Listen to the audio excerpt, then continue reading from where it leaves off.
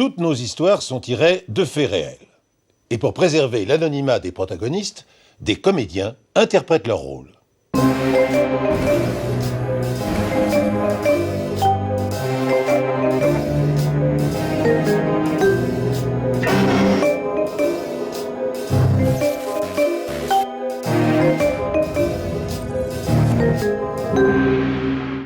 Extraordinaire. On donne souvent à ce mot une signification inexacte. On l'emploie pour désigner une chose merveilleuse, féerique ou fantastique. Or, extraordinaire veut dire tout simplement hors du commun. Des situations peuvent être hors du commun, des comportements humains peuvent également être hors du commun. L'histoire que je vais vous raconter maintenant, et qui m'a tourmenté pendant des années, est réellement extraordinaire. Jugez-en plutôt. Je me souviens que ce mois d'octobre-là était exceptionnellement doux. À Sarrebourg, en Moselle, les organisateurs de la fête de la bière se réjouissent. Des tables sont dressées sur les trottoirs, les langues se délient sous l'effet de l'alcool. C'est l'occasion de faire de nouvelles rencontres. Vers 2 heures du matin, une jeune femme, très discrète, surveille du coin de l'œil les allées et venues des passants. C'est Sophie Brune, récemment promue inspectrice de police. Sophie est incapable de se douter, bien sûr, que dans un instant, la fête va tourner au cauchemar.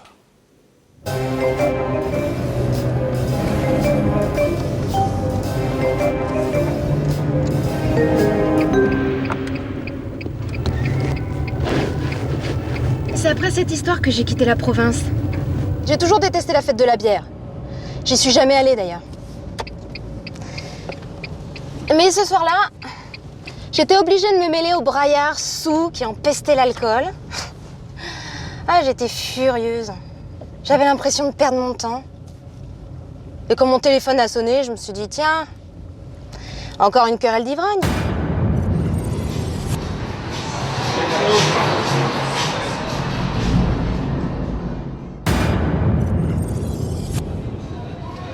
C'était la fête de la bière. Il y avait un monde fou dans la brasserie.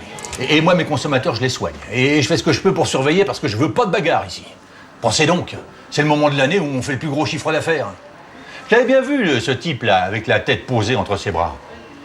Mais bon, comme à cette heure-ci, la moitié des gens sont ivres morts, j'ai pas vraiment fait attention. Et puis, avec tout ce va-et-vient, on peut pas tout voir. La voix au bout du fil était très pressante. Vite, venez vite, à la brasserie du coin, ça peut pas attendre. Tout d'abord, j'ai cru que le type en tenait une bonne. Il bougeait pas d'un poil. Mais quand quelqu'un l'a bousculé et qu'il a pas bronché, alors là, j'ai commencé à me poser des questions. Alors je me suis approché de lui et j'ai tenté de le secouer un peu. Oh, j'ai eu un sacré coup au cœur. Il était mort. Je me suis dit que, voilà, ça avait mal tourné pour un client. Un mec qui avait trop bu, il avait roulé sous la table.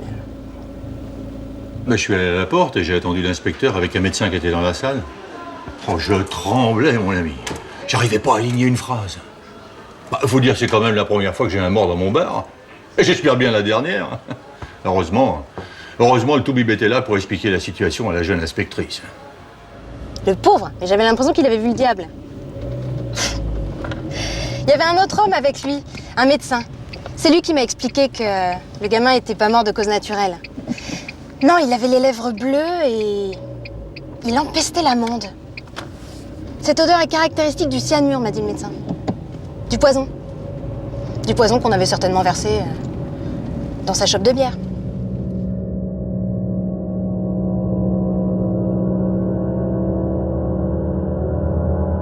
Sophie Brune s'attend à constater le décès d'un soifard et elle se retrouve devant un homme foudroyé par une dose de cyanure. La victime est un homme blond, encore jeune, habillé sobrement, un garçon bien mis, un de ceux qui n'attirent pas d'histoire. L'inspectrice est perplexe. Si cet homme a été empoisonné au cyanure, il s'agit de toute évidence d'un meurtre commis avec préméditation. Mais qu'est-ce qu'il avait bien pu faire, ce jeune homme, pour mériter une telle fin? C'est vrai, le patron du bar m'avait affirmé avoir rien remarqué d'anormal, mais enfin quand même. Non, j'étais bien décidée à trouver un indice, une trace, un début de piste pour m'aider à éclaircir cette histoire. J'avais à peine eu le temps de sortir mon calepin pour noter 2-3 trucs, qu'un agent en uniforme a déboulé dans la salle, il m'a prise par le coude, il m'a poussée vers la porte. Il m'a dit « Chef, je vous cherche partout, il y a eu un malheur à l'instant même à la brasserie d'en face. » J'ai eu une drôle d'intuition. Je me suis demandé si le meurtrier avait pas frappé une seconde fois. Non, mais quand j'y repense, ça a été assez impressionnant parce que ça aurait dû être moi la deuxième victime. Et heureusement que j'ai refusé ça. Et je sais pas pourquoi je l'ai refusé, surtout ce soir-là, fête de la bière, vous pensez?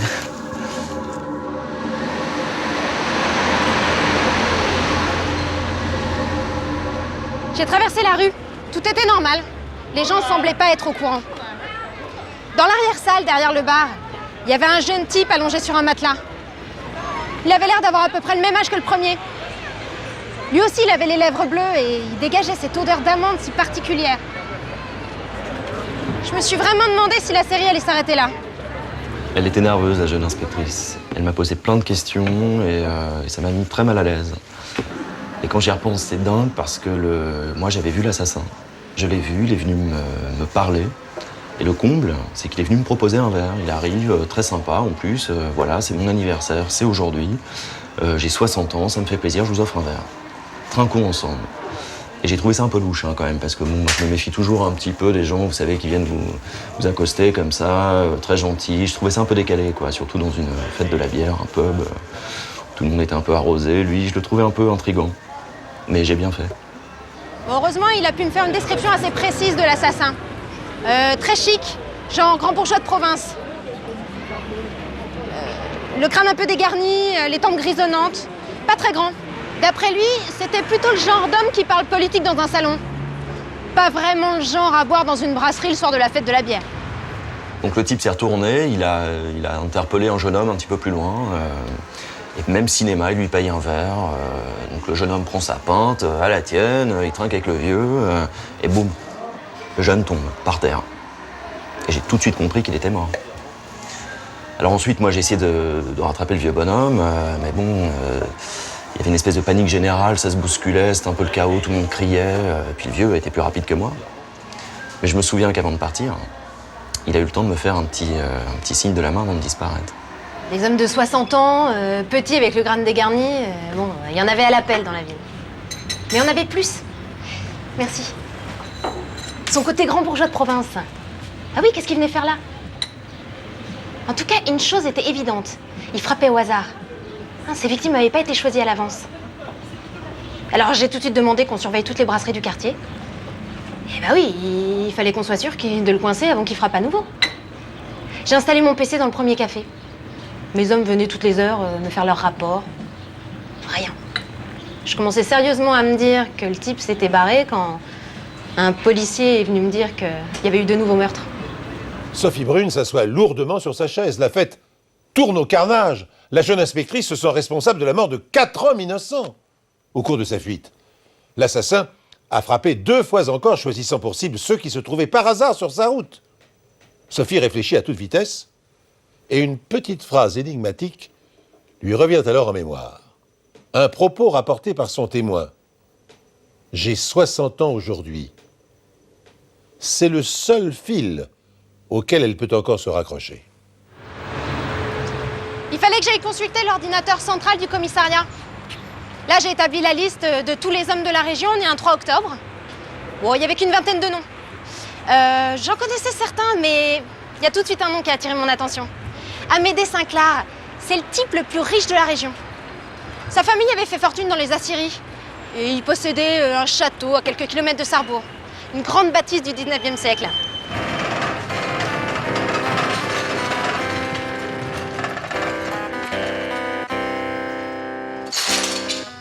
Monsieur Amédée, ça a toujours été un original.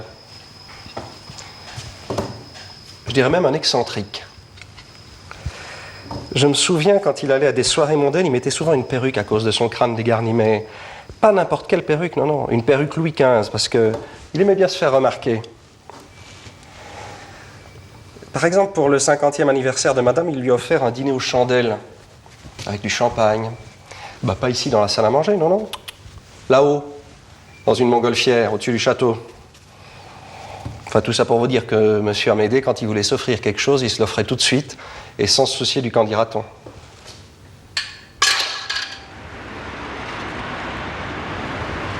Je me demandais vraiment comment aborder Amédée Sinclair. Simple visite de formalité? Non. Impossible. S'il était coupable, il chercherait la moindre occasion de se faire la malle. Bon, je pouvais pas non plus l'accuser sans preuve. Restait plus que l'interrogatoire de routine, et fallait que je sois assez maligne pour le faire avouer. Quand je suis arrivée au château, son domestique m'attendait. Amédée Sinclair savait que j'allais venir. Je commençais vraiment à me dire qu'il avait quelque chose à se reprocher. Et là où il a commencé à avoir des drôles de manies, c'était à la mort de sa femme. Bah oui, il s'est retrouvé tout seul, le pauvre. Leur fils unique était mort à la guerre, il n'y avait plus aucune famille. Et un jour, je suis passé devant son bureau et je l'ai surpris en grande conversation. Ben, je me suis dit, tiens, monsieur Amédée a de la visite. Alors j'ai jeté un coup d'œil discret. Personne. Ah mais je vous jure, personne. Monsieur tenait le portrait de madame dans une main, un verre de liqueur dans l'autre et il trinquait. Alors là, j'ai quand même commencé à me poser des questions. Sophie Brune suit le domestique dans le salon du milliardaire.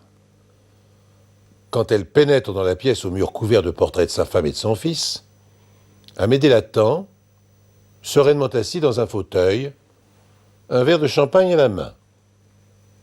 Le témoin ne s'est pas trompé. L'homme de petite taille, au crâne dégarni, correspond exactement à sa description. Alors là, j'ai entendu monsieur... Bienvenue, inspecteur, je vous attendais. Je me doutais bien que vous alliez me retrouver après l'imprudence que j'avais commise en parlant de mon 60e anniversaire, mais bravo. Vous avez été futé et rapide.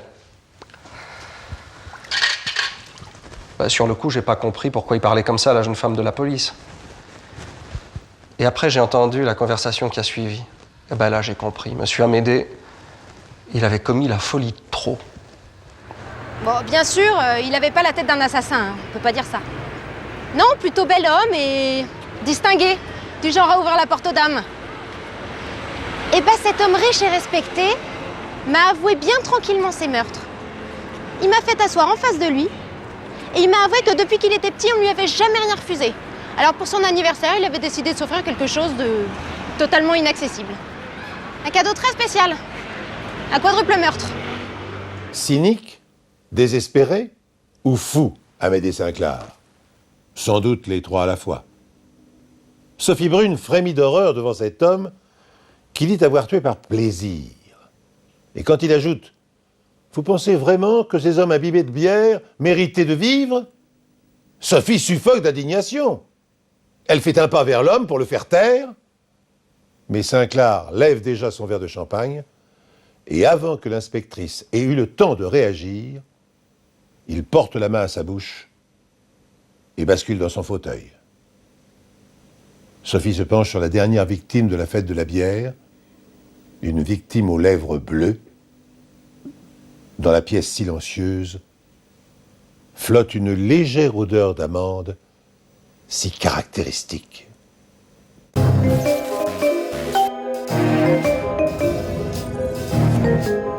Qui se ressemble, s'assemble, dit le proverbe.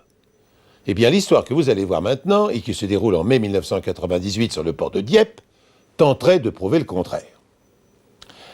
Imaginez-vous en effet la rencontre improbable d'un garçon de 11 ans, Simon, seul et terrorisé dans la nuit, et d'une prostituée prête à tout pour lui sauver la vie. Ce fait divers à peine croyable m'a convaincu une fois encore que les récits authentiques sont toujours plus surprenants que les histoires nées de l'imagination fertile des romanciers.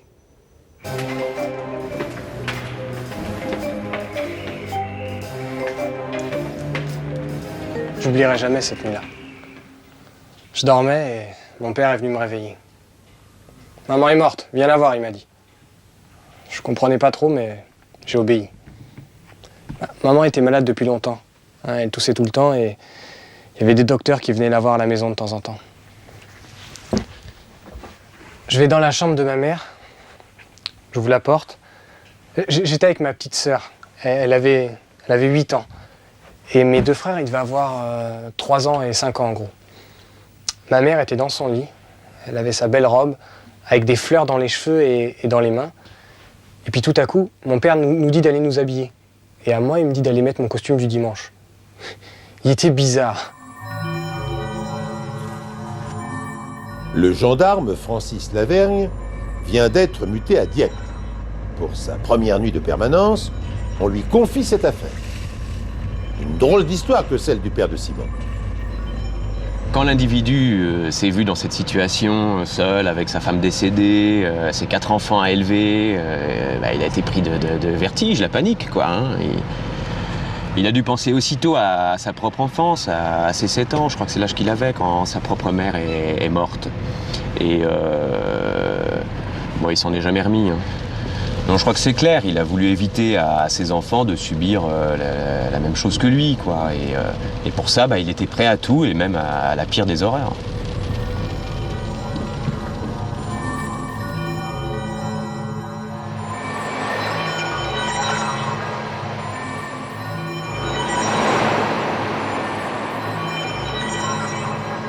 On va à la mer. C'est comme ça qu'il nous a dit. Et sans d'autre explication, on débarque à Dieppe. J'étais mort de trouille. Pourquoi on va à la mer alors que maman est morte à la maison? Papa répondait pas à nos questions. Alors j'ai commencé à avoir mal au ventre tellement j'avais peur. Je regardais ma petite sœur et mes 2 frères. Ils dormaient déjà. Il fallait que j'agisse, mais comment? Les événements qui se télescopent à Dieppe cette nuit-là semblent tout droit sortis d'une tragédie classique. Car non seulement le petit Simon vient de perdre sa mère, mais il comprend très vite que, poussé au désespoir par ce décès, son père est maintenant prêt à commettre l'irréparable. Alors, tandis que le gamin terrorisé se recroqueville dans le fond de la banquette arrière, son père, les mains crispées sur le volant, fonce vers la jetée du port. Le premier miracle, c'est quand la roue a crevé. J'ai vu mon père sortir furieux pour réparer. Et là, mon cœur s'est mis à battre tellement fort que j'en ai eu mal. J'avais qu'une idée, sortir de là, quitter cette voiture sans faire de bruit. Le problème, c'est que ma sœur dormait la tête sur mes jambes. Et à chaque fois que je la bougeais, elle faisait du bruit. Enfin, j'y arrive, j'ouvre la porte, je marche à 4 pattes pendant quelques mètres, j'ose même pas me retourner, et puis je cours comme un dératé au hasard.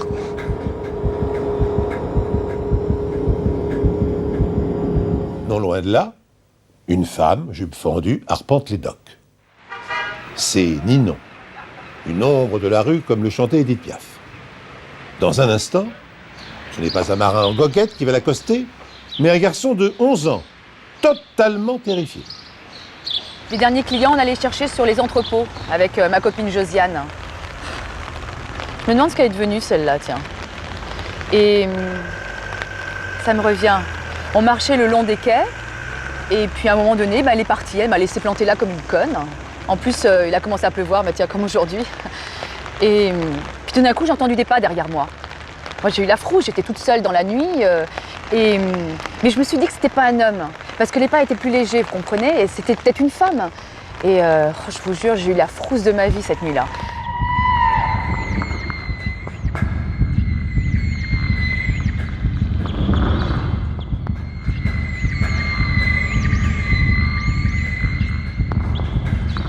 C'était un petit gamin tout mignon, avec les cheveux en brosse, avec des yeux tout ronds tellement il avait peur. Alors j'essaie de le rassurer, de le réchauffer un petit peu. Et je me suis dit, c'est une fugue. Le gamin, il s'est enfui de chez lui, il est venu sur le port pour s'embarquer comme mousse et pour faire son tour du monde. Vous savez, c'est du déjà vu tout ça. Ninon accroche Simon par le bras et tente de le calmer. Mais le gamin se débat avec véhémence. Que fait-il au beau milieu de la nuit, seul sur les docks? S'est-il échappé d'un pensionnat? A-t-il commis un menu larcin? Fuit-il les gendarmes? À moins qu'il ne cherche à embarquer clandestinement sur un cargo. Le mythe du mousse des romans d'aventure a la vie dure sur les ports. Simon reprend son souffle, parvient à articuler des bribes de phrases. Papa, voiture, fou, frère et sœur, pneus crevés, maman, morte. Ninon remet les mots dans l'ordre et comprend soudain qu'un drame se joue non loin de là. Elle étreint le gosse affolé, scrute la nuit dans la direction qu'il indique. Un mois après l'autre, j'ai commencé à comprendre. La mère, elle est morte et le père est devenu fou. Alors, je l'ai serré un peu plus fort contre moi parce que le pauvre était tellement ému qu'il frissonnait comme un malade. Et puis, il m'a dit, C'est pour nous noyer que mon père nous amène à la mer. Alors là, mon Dieu, mon sang s'est glacé et je me suis dit, mais il faut que je fasse quelque chose. Mais quoi? Je sais pas quoi faire, les pauvres petits. Tandis que le père s'acharne à réparer son pneu, que le cric glisse, qu'il le remet en place en pestant, que les enfants dorment sur la banquette arrière, Ninon réalise toute la portée du drame. Elle doit agir, et vite. Elle ne peut pas abandonner le gamin sans courir le risque qu'il se précipite vers la voiture et soit repris par le dément. Son seul espoir, retrouver rapidement sa copine Josiane pour qu'elle lui vienne en aide. Il y avait du brouillard et il y avait du vent, alors j'ai quand même réussi à trouver Josiane, mais et je lui ai tout expliqué. Je lui ai dit, bon, bah, tu prends le gamin et puis tu vas prévenir les flics.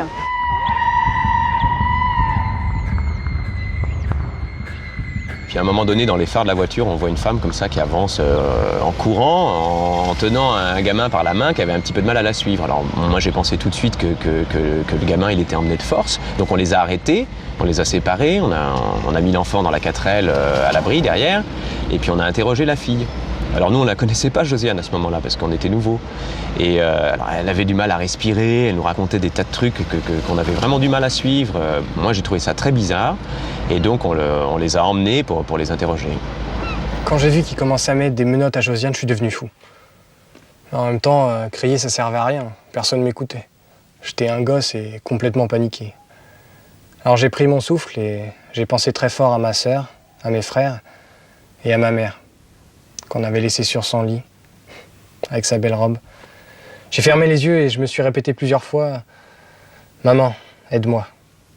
Maman, aide-moi. » Le ton de la voix du gamin m'a complètement déconcerté.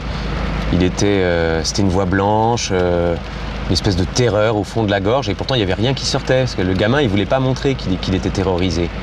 Et je revois encore ses yeux là qui me fixaient comme ça. Enfin, le gendarme Lavergne prend au sérieux le récit de Simon. Pendant ce temps, Ninon, libre, n'a qu'une idée en tête, arrêter ce père désespéré, prêt à sacrifier ses enfants. Elle se débarrasse de ses escarpins et court à perdre haleine en direction de la voiture. Alors qu'est-ce que j'ai fait? Je lui ai sorti le même baratin qu'aux autres. Et je lui ai dit, sans seul chérie, on veut un peu de compagnie. Enfin bon, les trucs que je sors d'habitude. Sauf que cette nuit-là, c'était une question de vie ou de mort. Alors j'ai réussi à m'asseoir devant et puis je lui ai sorti le grand jeu, quoi. Enfin, je l'ai excité un peu, quoi. Mais comme les gamins ils dormaient derrière, je pouvais m'exprimer. Et vous savez, j'ai du vocabulaire à revendre. Hein.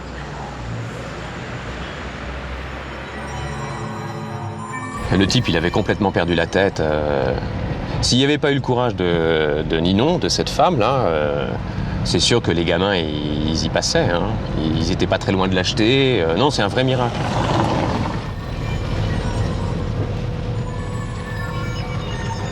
Rien à faire, hein. J'arrivais pas à détourner son attention. Alors il m'a pris par le bras, il m'a jeté de la voiture, et puis moi je suis revenue à l'attaque, parce qu'il fallait que je gagne du temps, vous comprenez? Et là je suis allée franchement, je lui ai dit, mais vous avez pas le droit de tuer vos enfants, ils ont rien fait. Et là, il est resté un petit peu étonné, et je lui ai expliqué qu'évidemment c'était Simon qui m'avait averti. Il a regardé dans la voiture, il a vu que Simon n'était pas là. Alors là, il a poussé un cri de rage, il a foncé sur moi, il m'a étranglée. Et moi je lui ai dit, mais très calmement, vous voulez une victime de plus, hein, c'est ça? Et là, ça l'a troublé quand même. Hein. Mais bon, moi j'avais peur qu'il remonte dans la voiture et qu'il redémarre.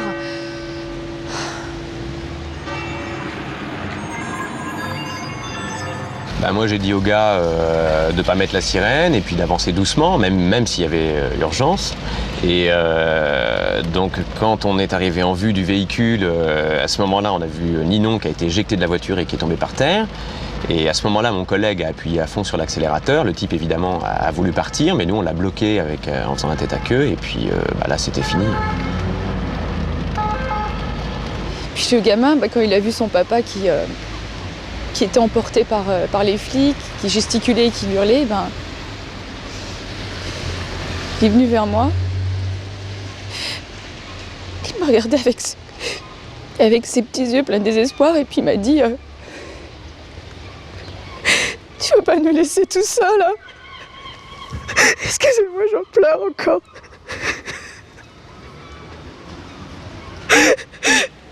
Elle m'a dit qu'elle devait partir, mais qu'elle allait revenir bientôt.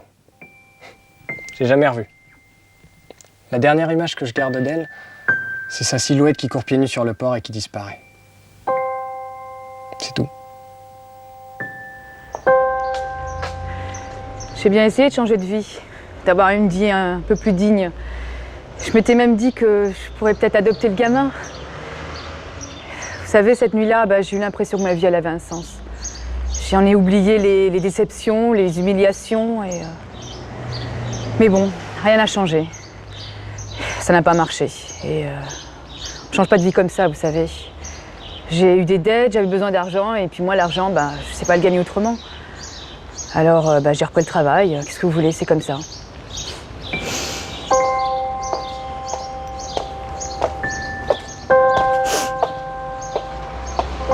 Quand nous avons rencontré Simon, il distribuait bénévolement des repas chauds aux indigents sur les docks du port de Dieppe.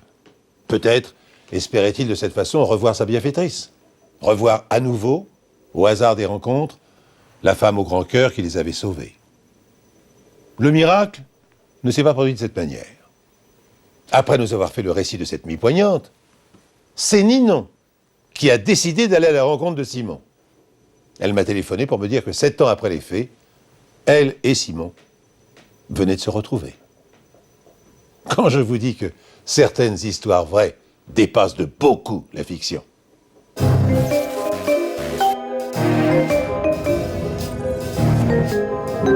C'est d'amour dont il va être question dans cette histoire. D'amour et de mort. Eros et Thanatos, les deux plus violentes pulsions humaines. Ce fait divers se déroule au mois de juin 2002, et comme vous allez le constater bientôt, aucune fiction ne dépassera jamais la réalité. Tout commence par la lettre anonyme que reçoit l'inspecteur Thierry Ravel. Le policier lit le message du corbeau sans trop y prêter attention. Il a pour habitude de traiter par le mépris ceux qui essaient de régler lâchement leur compte sous couvert d'anonymat. Que dit cette lettre ? Je tiens à vous informer que messieurs Robert Bellard et Edgar Delmas sont morts dans des conditions mystérieuses après 15 jours de mariage avec Janine Delmas, qui, elle, est toujours en vie. Le premier réflexe de Ravel est d'archiver la dénonciation et de passer à une affaire sérieuse. Il hésite. Puis il décroche son téléphone, échange quelques mots avec Janine Delmas et la convoque au commissariat pour un interrogatoire de routine.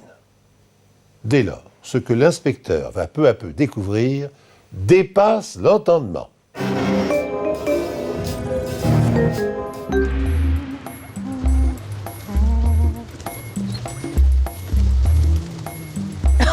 Oh, j'étais furieuse. Et alors là, je ne me suis pas privée de lui dire, hein, parce que vraiment, convoquer une femme comme moi de 65 ans, il aurait pu me téléphoner, il aurait pu venir me voir. Mais non, il me fait venir là-bas au commissariat. Et alors attendez, le pire, c'est que quand je suis arrivée là-bas, ce pauvre garçon, il savait même pas pourquoi j'étais là. Il cherchait dans ses papiers, il n'a rien pu trouver. Je sais pas pourquoi j'étais là, et puis lui non plus. Plus j'ai regardé, plus je trouvais le personnage fascinant. Comme une espèce d'attraction, si vous voyez. Et puis, je ne vais plus la laisser partir. Même si c'était pas la louve à laquelle je m'attendais. En fait, il fallait que je lui pose des questions. Et c'est là où je me souviens qu'au plus profond de moi, il y avait une petite voix qui me disait « Méfie-toi. Méfie-toi de cette femme. » Quelle âne. Bien sûr que mes maris sont morts à 73 ans. Mais c'était pas une coïncidence, comme il disait. C'était normal. Il y a plein d'hommes qui meurent à l'âge de 73 ans. Et puis elle me tend les actes de décès, que bizarrement, elle a toujours dans son sac. Surprise, la lettre anonyme mentionnait 2 décès. Et elle me tend 3 actes. Elle me dit j'étais marié 3 fois, monsieur. Elle est extraordinaire. Mais bon. Oh, c'est que je commençais à en avoir marre, moi. De quoi il est mort, votre premier mari, il me disait. Non, mais c'est ça. Accusez-moi de l'avoir tué pendant que vous y êtes. Ah, vous avez reçu une lettre anonyme. Oh, il savait plus où se mettre, le pauvre garçon. Oui, c'était ça, une lettre anonyme. Et pourquoi ? Parce qu'à 65 ans, je me refusais à mettre une croix sur ma vie sentimentale. Ah, les gens vraiment sont bizarres. Quand on a passé 60 ans, une vieille dame doit rester dans son salon, à tricoter, faire du crochet, regarder la télévision, ou alors être entièrement disponible pour ses petits-enfants. Eh ben non, pas moi.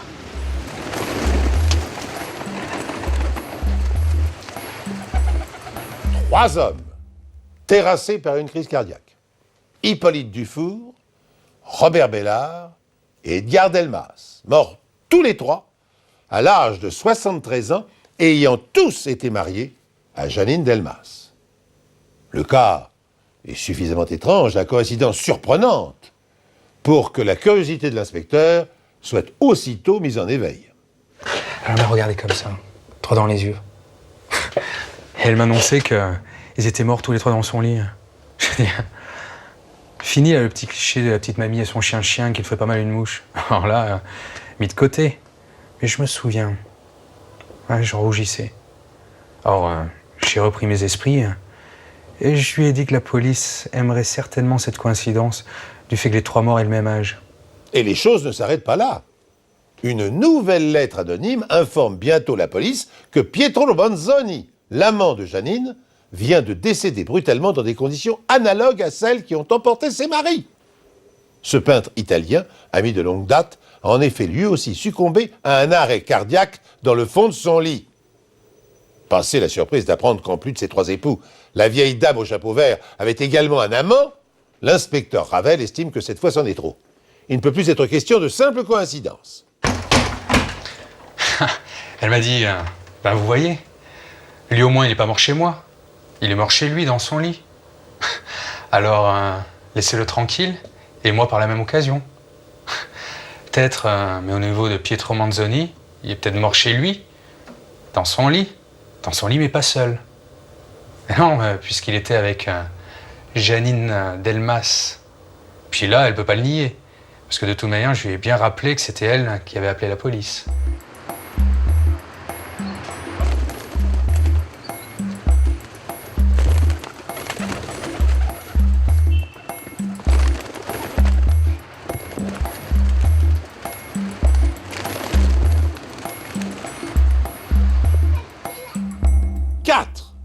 Janine Delmas a-t-elle fait passer 4 hommes de vie à trépas?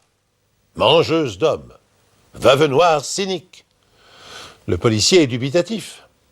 Après avoir reçu les rapports du médecin légiste, Ravel demande une autopsie. Le corps humain renferme bien du phosphore en permanence, mais il ne s'agit pas du même. Et celui-là s'élimine, je dirais naturellement, en tout cas sans problème, par la présence du calcium.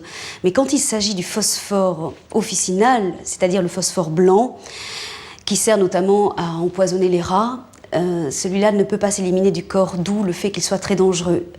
Et il y en avait effectivement dans les 4 corps. Mais ce n'est pas à moi de tirer des conclusions, vous comprenez. Ma fonction est simplement d'apporter le maximum d'informations susceptibles de faire avancer l'enquête. L'inspecteur Ravel en tire une hypothèse. Simone serait-elle une empoisonneuse? Alors là, c'était terrible. J'ai commencé à avoir peur. Il y avait une machination quelconque, c'était pas possible. Pourquoi j'aurais tué ces malheureux? Ils n'avaient pas d'argent, j'aurais hérité de rien. Et puis, est-ce que je savais, moi, que le phosphore était aphrodisiaque? Ravel a des soupçons. L'enquête se poursuit. Les perquisitions non plus n'ont rien donné. D'ailleurs, que ce soit chez le peintre, chez l'inculpé, chez les autres, et vraiment rien. On a fouillé dans les pharmacies, les tiroirs, rien, nulle part. Puis on aurait pu suspecter également qu'ils aient pu acheter leurs gélules eux-mêmes. Non. Je veux dire, personne ne se souvient d'eux. Pourtant, une bonne 50aine de pharmaciens ont été interrogés. Aucun souvenir.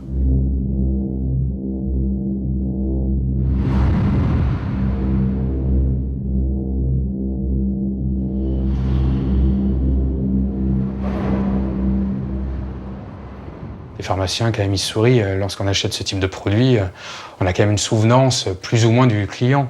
Rien. On pataugeait. Au bout de plusieurs mois, Simone est inculpée de meurtre. Commence alors un étrange procès. C'était assez étonnant. Quels que soient les arguments qui étaient avancés, on avait du mal à y croire. Criminel vénal, vie sexuelle débridée, et toujours devant nous cette dame pétillante. Et je me souviens que l'avocate de Janine Delmas nous a expliqué que le phosphore a longtemps été employé comme tonique et qu'on le trouve aujourd'hui dans des pilules aphrodisiaques en vente libre. Ces messieurs auraient peut-être voulu redonner un semblant de vigueur à leur lune de miel. Pour les 2 derniers maris, pourquoi pas? Mais pour le premier, après 40 ans de mariage, difficile de croire qu'il ait eu encore à faire ses preuves. Et même chose pour le peintre. Je me souviens d'une séance terrible. C'était avant les délibérations des jurys. Le procureur a été vraiment très violent. Au fur et à mesure qu'il parlait, je voyais s'affaisser doucement les épaules de la pauvre vieille dame. Sa première hypothèse était qu'elle avait délibérément empoisonné les 4 hommes pour un motif assez aléatoire, la maladie du mariage, puisqu'il ne s'agissait pas d'argent. Sa seconde hypothèse, ça a été un choc. J'aurais préféré mourir que d'entendre ce que j'ai entendu ce jour-là. On m'accusait d'avoir fait ingérer des pilules stimulantes à ces 4 hommes, à leur insu et à forte dose. Et tout ça pourquoi ? Pour me prouver que j'étais encore une femme séduisante et désirable. D'après lui, j'étais une vieille dame lubrique qui transformait ses victimes en bêtes de sexe. Quel cauchemar, j'ai hurlé! À plusieurs reprises, j'ai failli faire suspendre la séance. Madame Delmas s'est dressée comme une furie. Je la revois, vêtue de noir, l'œil bleu perçant. « Vous ne connaissez rien à la psychologie féminine, monsieur !» Dans la salle, on aurait entendu les mouches voler. Et puis les mots jaillissaient. Si une vieille dame comme elle avait voulu prouver quoi que ce soit de ce genre, ce n'est pas vers des vieux messieurs qu'elle se tournerait, mais vers des hommes plus jeunes. Le procureur s'est contenté de lui répondre froidement qu'il faut de l'argent pour acheter ces jeunes gens, ce qui n'était pas son cas à elle. Elle est retombée de tout son poids sur sa chaise. Mais ce n'était pas fini. Je me suis tournée vers le public. Ma voix était blanche, je l'entends encore. J'ai tué personne, j'ai dit. Je me suis mariée parce que j'aime être mariée, c'est plus convenable. Mon mari est mort, j'en ai pris un autre. Je me suis remariée, il est mort, c'est tout. Qu'ils aient voulu faire de leur mieux, moi, ça ne me regarde pas, c'est normal. Et votre amant, à votre âge, il hurlait le procureur, c'est convenable ça? Oh, la mascarade avait assez duré, hein. Calmement, je l'ai regardé droit dans les yeux. Et à votre âge, monsieur le procureur, vous avez renoncé à vivre? Il n'y a que les hommes qui ont le droit d'aimer après la retraite? Est-ce que vous leur faites un procès à ces hommes en cheveux blancs qui se remarient? Non, parce que vous savez très bien que c'est vous que vous condamneriez. Vous faites de l'antiféminisme primaire, mon garçon. C'est tout. Ce cri du cœur, lancé à travers le tribunal par la bouillante Madame Delmas, convainc les jurés de son innocence. Par ailleurs, aucune preuve n'ayant pu être établie pour prouver que les victimes avaient ingéré du phosphore à leur insu, la prévenue est acquittée et remise en liberté. Janine Delmas vit aujourd'hui seule dans un agréable pavillon de banlieue. J'ignore si son tempérament de feu s'est assagi ou si elle poursuit encore ses voisins retraités de ses assiduités. Mais si je me réfère à la lettre qu'elle m'a récemment fait parvenir, j'opterai pour la seconde hypothèse.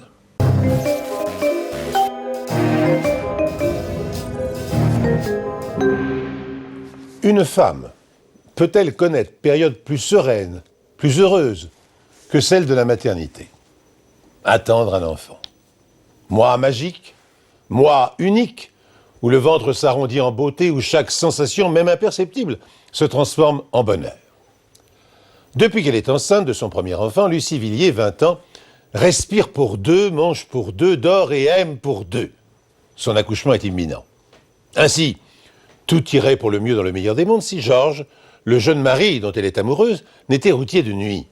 Un travail rude qui l'oblige à quitter vers minuit la douceur du foyer. Un travail bien rémunéré aussi, et à la veille de s'agrandir, la famille a bien besoin d'argent. En cette nuit du 11 juillet 2003, l'atmosphère à Paris est suffocante, l'air irrespirable. Après le départ de son mari, Lucie a du mal à se rendormir. Elle gigote dans son lit, allume et éteint la lumière, prend un magazine, le repose, sans parvenir à trouver le sommeil. Elle décide alors de se lever pour prendre l'air sur son balcon, tout simplement. Cette décision banale va faire basculer sa vie. Cette nuit-là, je m'en souviendrai toute ma vie. Ça, je vous le garantis. C'était l'été, il faisait très chaud. Et je me sentais un petit peu seule. J'arrivais pas à dormir, je suis sortie. Et là, je me suis tout de suite sentie mieux. Je pensais à Georges, au volant de son 38 tonnes, en pleine nuit. Travailler dur pour que le bébé et moi, on manque de rien.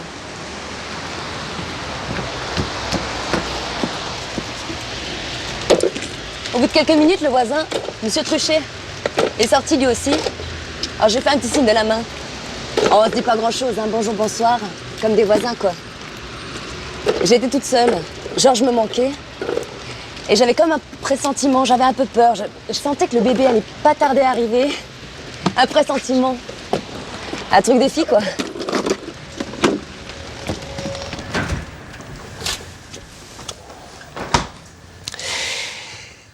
Les Villiers habitaient sur le même palier que moi à cette époque, je me souviens. Lucie, ma petite voisine, attendait un enfant et j'avais vu son ventre gonflé comme une baudruche depuis qu'ils avaient aménagé. Ah, ce soir-là, il faisait une chaleur insoutenable. Je dors plus très bien depuis la mort de ma femme. Et puis je suis à la retraite depuis 3 ans, donc quand on ne travaille pas, on n'est pas fatigué. Hein. Alors vers les 2 heures du matin, j'ai décidé d'aller prendre un petit peu l'air sur le balcon. Je me suis même permis une petite bière, exceptionnellement.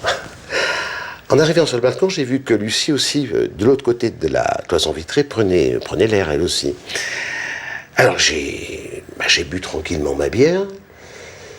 Et puis là, j'ai senti le sommeil me gagner. Alors, quand on était insomniaque, on laisse passer aucune occasion. Hein. Je suis rentré chez moi. Et là, j'ai vu que la petite Lucie était comme perdue dans ses rêves. Je lui ai pas dit bonsoir pour pas la déranger. Et M. Truchet rentre chez lui. Il laisse la porte de son balcon ouverte pour créer un agréable courant d'air et rafraîchir son salon. Seule dans la nuit, Lucie pense à Georges, son mari. Elle se réjouit que la cabine de son camion soit climatisée. Elle pense aussi à Nelly, le bébé qui va naître, sans doute avant la fin de la semaine. Et soudain, une douleur aiguë lui vrille le ventre. Elle écarquille les yeux sans comprendre. Ses genoux se dérobent. Elle pousse un gémissement et s'effondre sur le sol. En fait, je crois que j'ai rien compris à ce qui m'arrivait. J'ai senti une douleur terrible au niveau du ventre. Puis tout est devenu flou autour de moi. Mes jambes me tenaient plus, j'étais toute molle. Puis je me suis écroulée. Je suis tombée par terre. J'ai toujours été un peu maniaque, alors avec l'âge, ça s'arrange pas. Hein. Arrivé dans la cuisine, je me suis aperçu que j'avais oublié ma canette vide sur le balcon. Alors, on perd pas de temps, je suis donc retourné sur le balcon pour la chercher. Et là, j'ai tout de suite vu que la petite n'était plus dehors. J'ai aucune raison de m'inquiéter pour elle, mais je ne sais pas pourquoi j'ai eu comme une sensation, comme la sensation qu'il se passait un truc bizarre de l'autre côté. Alors je me suis mis sur la pointe des pieds pour regarder au-delà de la paroi vitrée, là. Attendez, c'est pas mon genre d'espionner chez les gens, hein. Ah, mais alors là, j'ai vu la petite couchée par terre dans le noir. Dans le noir, avec sa petite chemise de nuit blanche, là, c'était comme un fantôme.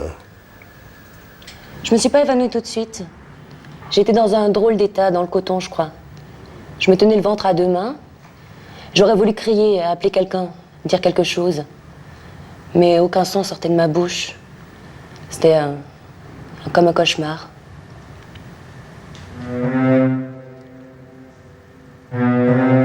Alors, par-dessus la paroi vitrée, j'ai appelé Lucie, Lucie. Elle ne répondait pas. Ah, j'étais paniqué. Là, j'étais complètement paniqué. Mais c'est là que j'ai vu la tache. Et croyez-moi, dans l'obscurité, c'est pas facile d'y voir quelque chose. Hein. Mais cette tache, je la voyais de mieux en mieux parce qu'elle grossissait de plus en plus. Et j'étais complètement paniqué. Je pensais au bébé sous cette tache de sang qui grandissait là sur le ventre. Ah, je sais pas combien de temps ça a duré. Oh, quelques secondes sûrement, mais ça m'a semblé une éternité. J'ai senti qu'il fallait que je bouge, que je fasse quelque chose. Mais quoi ? Rentrer par l'immeuble ? Impossible. Qui allait m'ouvrir la porte ? Et c'est là que C'est là que j'ai réalisé que j'allais être obligé d'enjamber le balcon. Moi, quel vertige. Et puis attendez, c'est un 6e étage quand même. J'avais pas le choix. J'étais sûr qu'elle était en train d'accoucher. Alors, je sais pas encore aujourd'hui comment j'ai pu décider ça. J'ai enjambé le balcon.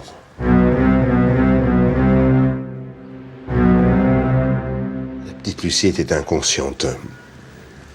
Moi, j'étais assis à côté d'elle et puis elle se vidait de son sang. Je savais plus quoi faire. J'étais complètement désemparé. J'ai pensé aller sonner chez les voisins, mais qui allait m'ouvrir dans un immeuble calme, qui va répondre en pleine nuit. Alors j'ai frappé à 2-3 portes, comme ça, on m'a envoyé promener, ou on m'a pas répondu. Tiens, si, Madame Montenay, au bout du couloir. Tout de suite, elle a tout pris en main. En 1 minute, elle a appelé une ambulance. Tiens, elle a attrapé une couverture là sur un canapé. Elle m'a dit, allez la mettre sur la petite. Là, c'est ce que j'ai fait, là. Je l'ai mise sur la petite. Et puis, je me suis assis à côté d'elle. Excusez-moi. Madame Montenay est venue nous rejoindre et on est restés assis là, tous les deux, attendre le médecin. Moi, je pensais à une seule chose. Le petit bébé. Qu'est-ce qu'il allait arriver au petit bébé? Un quart d'heure interminable s'écoule avant que la sirène de l'ambulance retentisse au pied de l'immeuble. Ensuite, tout va très vite. Un médecin urgentiste et un infirmier se précipitent vers l'ascenseur. Mais il est trop étroit pour les accueillir avec une civière. Alors ils grimpent les marches de l'escalier 4 à 4 jusqu'au 6e étage. Ils entrent dans l'appartement de Lucie et la trouvent inanimée sur son balcon. Elle est enveloppée dans une couverture rouge de sang. Ils l'allongent sur la civière, placent sur son visage un masque à oxygène. Avant qu'il disparaisse dans les étages, M. Truchet a juste le temps de crier « Pour l'amour du ciel, faites vite, elle accouche !» Oui, vers 2h45, j'ai réceptionné une jeune femme au service des urgences. Elle saignait abondamment. Je me disais, on ne saigne pas comme ça avant un accouchement. C'est pas possible. Pourquoi cette personne perdait autant de sang? Ça tenait pas la route. Au bloc, j'ai su que cette femme n'était pas prête à accoucher. C'était une question de jours. Mais l'heure n'avait pas encore sonné. Non, ce qui se passait, c'était beaucoup plus grave que ça.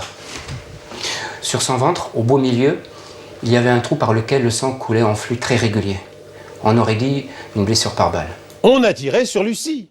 Car effectivement, et contre toute attente, c'est bien d'une balle qu'il s'agit. Une balle qui l'a frappée et qui a provoqué une hémorragie peut-être mortelle. Mais qui a tiré sur Lucie et pourquoi?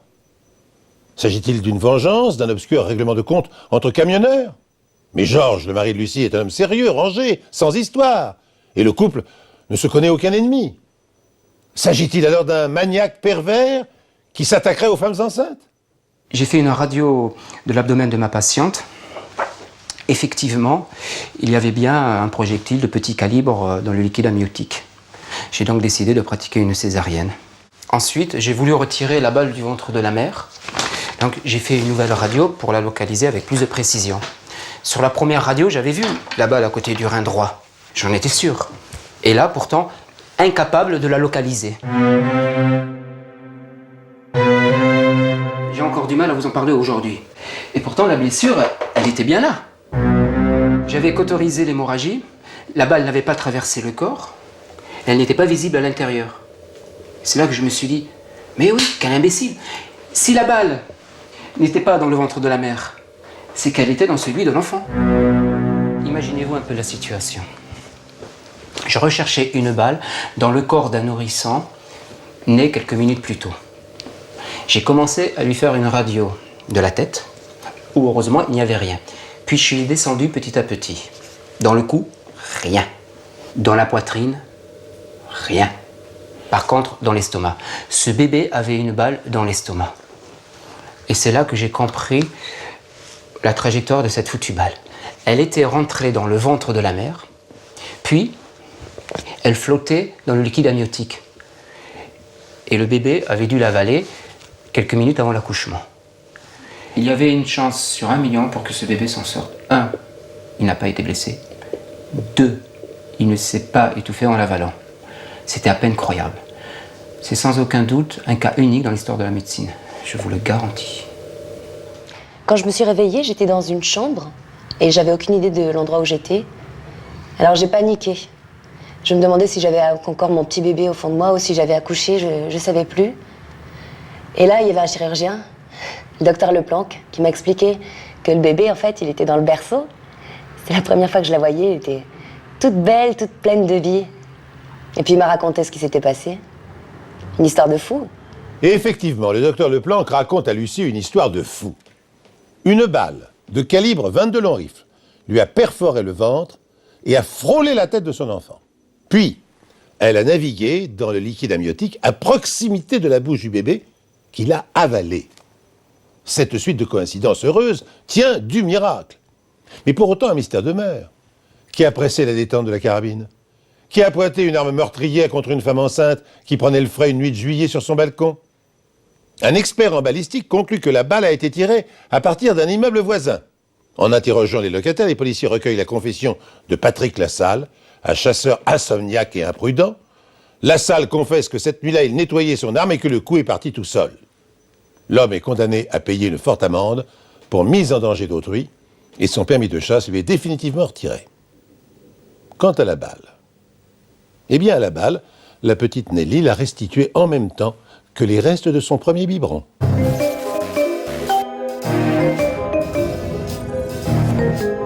Il y a quelques années, en 98 ou en 99, peu importe, je me souviens avoir été intrigué par une histoire ahurissante publiée dans la page des faits divers d'un quotidien local. J'avais découpé l'article pour le conserver dans mes archives et je ne résiste pas au plaisir de vous faire partager maintenant ma découverte. L'histoire se déroule au cœur de la forêt bretonne, une région où Merlin l'Enchanteur et les mythes de la forêt de Brocéliande attisent toujours les imaginations. Pierre Maillet, un instituteur sans histoire, effectue une randonnée scolaire en compagnie d'une dizaine de ses élèves. À l'orée d'un bois, il découvre une pelouse accueillante, des bancs en pierre bien ombragés et, comme sorti d'une légende médiévale, un château. L'endroit rêvé pour improviser un pique-nique frugal.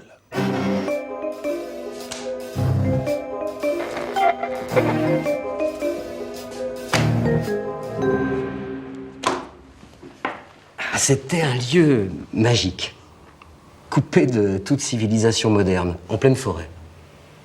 Il y avait là ce château imposant et délabré. J'ai d'abord pensé qu'il était inoccupé, jusqu'à ce qu'un homme très élégant, Charles de Mareuil, le châtelain, vienne à notre rencontre. J'ai d'abord pensé qu'il ne voulait pas avoir d'enfant sur sa pelouse. Non, il a été très, très, très accueillant.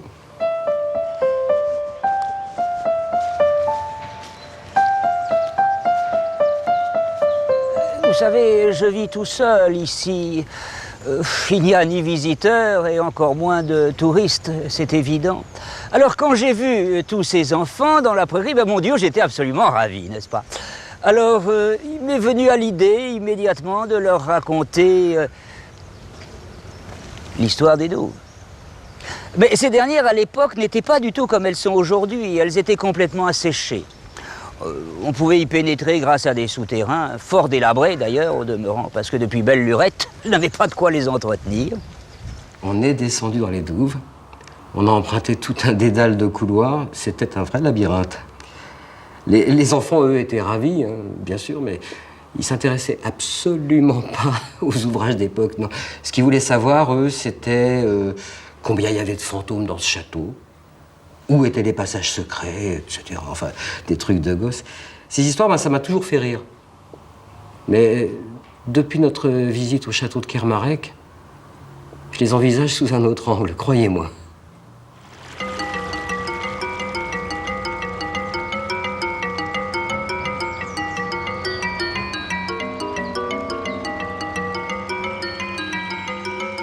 Bah, vous savez, les enfants sont les enfants.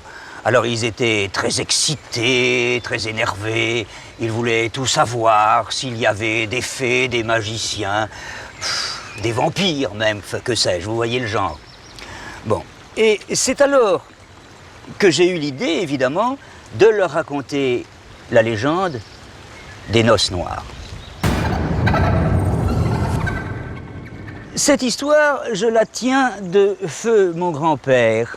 Elle s'est déroulée dans l'année, si j'ai bonne mémoire, 1938. C'est une histoire assez étrange tout de même.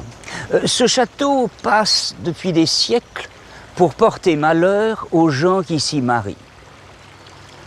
Or, en cette année 38, un jeune couple, n'est-ce pas, est venu célébrer ses noces ici. La jeune mariée était très énervée, très irritée, car elle venait de perdre sur le chemin son anneau, n'est-ce pas, son alliance. Alors, pour la détendre un peu, ses compagnes ont imaginé un jeu, non pas de piste, mais de cache-cache, plutôt, justement, à l'intérieur des douves. Malheureusement, l'issue en a été tragique, car on ne retrouva ni l'alliance, ni la mariée. C'était la malédiction des noces noires.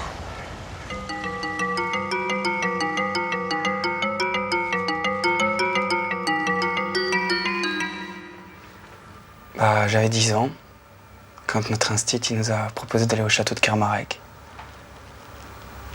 Tout allait bien.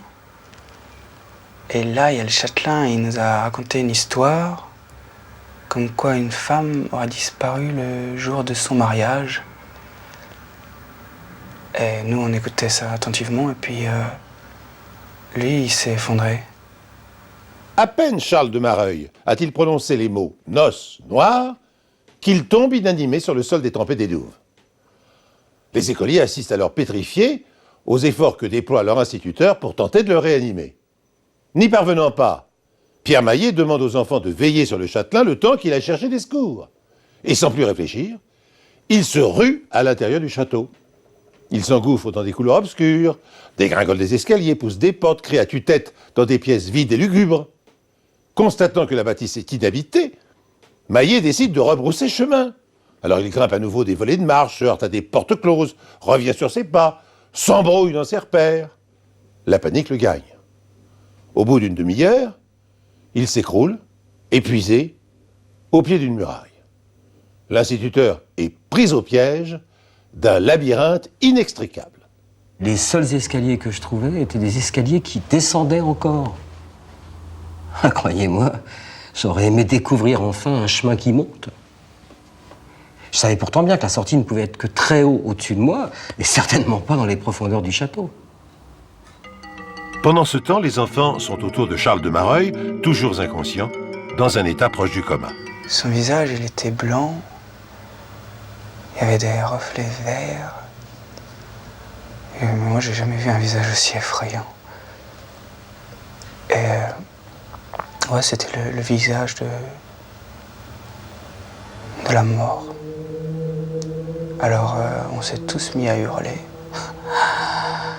pour appeler notre instit. Mais lui, il avait disparu. Jérôme et ses camarades sont effrayés. Mais comment décrire l'état dans lequel se trouve à cet instant leur instituteur? Perdu dans les entrailles du château, plongé dans l'obscurité, Pierre Maillet regrette amèrement d'avoir cessé de fumer quelques semaines plus tôt. S'il avait différé sa décision, il aurait au moins conservé son briquet. Alors il avance à tâtons. Soudain, le sol se dérobe sous ses pas et il bascule dans le vide en hurlant de terreur. En heurtant le sol, j'ai perdu connaissance.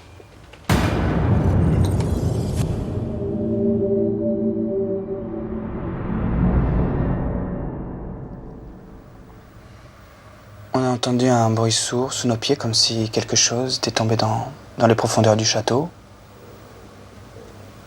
Et on a hurlé. On a hurlé pour essayer de réveiller le châtelain, mais lui, il bougeait toujours pas. À mon réveil, j'ai été saisi par une odeur pestilentielle. Ça puait. Comme si des rats en décomposition peuplaient le fond des douves. Là, vraiment, je me suis dit que j'étais condamné. Ah oui, j'étais blessé. Je n'avais plus la force de pleurer, de hurler. Alors je suis resté allongé, sans bouger, jusqu'à ce que mes yeux s'habituent à l'obscurité. J'entendais de l'eau couler, comme un ruisseau. progressivement, j'ai aperçu de la lumière. Une lumière qui semblait flotter comme à travers un soupirail. Peu à peu, j'ai vu, et à travers ce soupirail, à quelques mètres de moi, il y avait quelqu'un, immobile. Immobile et debout.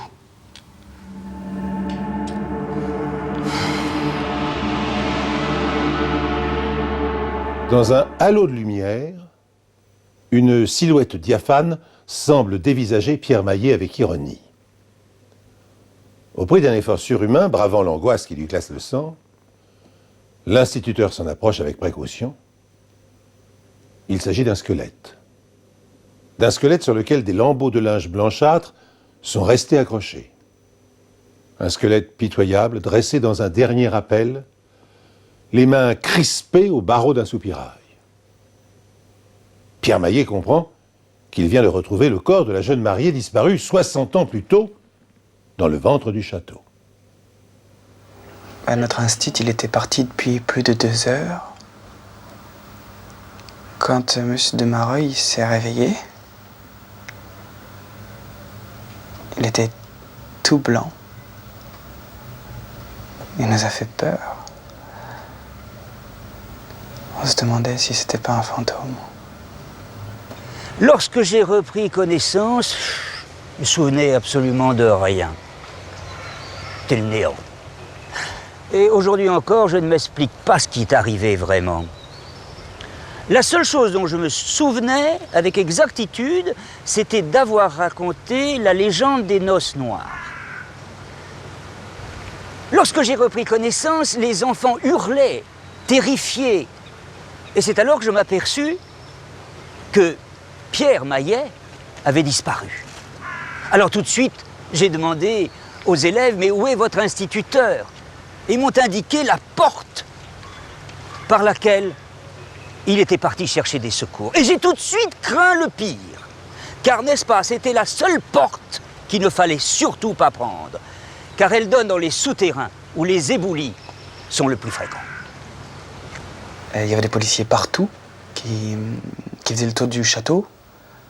Et puis, ils criaient le nom de notre institut. Et puis après, ils ont carrément fait venir les pelleteuses. Les douves, galeries, souterrains sont fouillés méthodiquement. Des cavités sont creusées à la hâte pour relier entre eux les boyaux du labyrinthe. Les sauveteurs, épuisés, se relaient jusqu'au soir. Charles de Mareuil regagne ses appartements. Machinalement, il remplit la gamelle de son chat.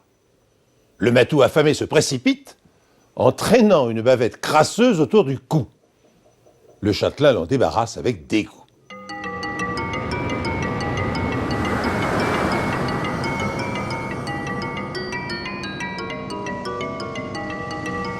J'ai d'abord cru que c'était un morceau de papier que Cassine était allé chercher dans une poubelle. Je m'apprêtais à le jeter dans le vide-ordures lorsque mon regard s'est posé sur une écriture. Quelques lignes seulement. Pour moi, c'était l'impossible. Je suis dans une pièce avec un soupirail près d'un ruisseau. De ce côté.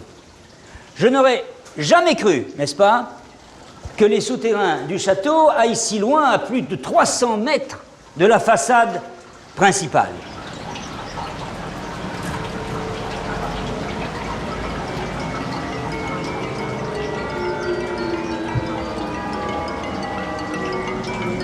J'ai alors appelé les sauveteurs. Ils ont travaillé toute la nuit, ils ont creusé, tombé dans une galerie à plus de 10 mètres de profondeur. Finalement, ils ont découvert un énorme trou où il sortait une odeur absolument pestilentielle. On a appelé, personne n'a répondu. Quand, au petit matin, j'ai entendu toutes ces voix hurler mon nom, j'ai eu l'impression de revenir à la vie. Mais j'étais comme tétanisé. Il m'était impossible de répondre. Alors, au prix d'un terrible effort, j'ai réussi à sortir un souffle de ma bouche, puis un murmure, mais rien de plus. Ma mâchoire ne répondait plus, mes cordes vocales non plus. Un peu comme si on ne pouvait pas tricher avec la malédiction des noces noires. Comme si, une fois prisonnier de cette malédiction, il était impossible d'en sortir. Les noces noires, c'est un aller simple dans les douves, sans retour possible. Lorsque les pompiers sont descendus dans le trou, en rappel, ils ont trouvé le corps d'une femme momifiée. Et tout au fond du trou, Pierre Maillet, recroquevillé, pâle, livide. Et puis un pompier a crié « Il vit toujours, descendez les instruments de réanimation ». Ils l'ont ramené à l'air libre. Il était cadavérique, livide. Un affreux rictus déformait son visage, c'était horrible.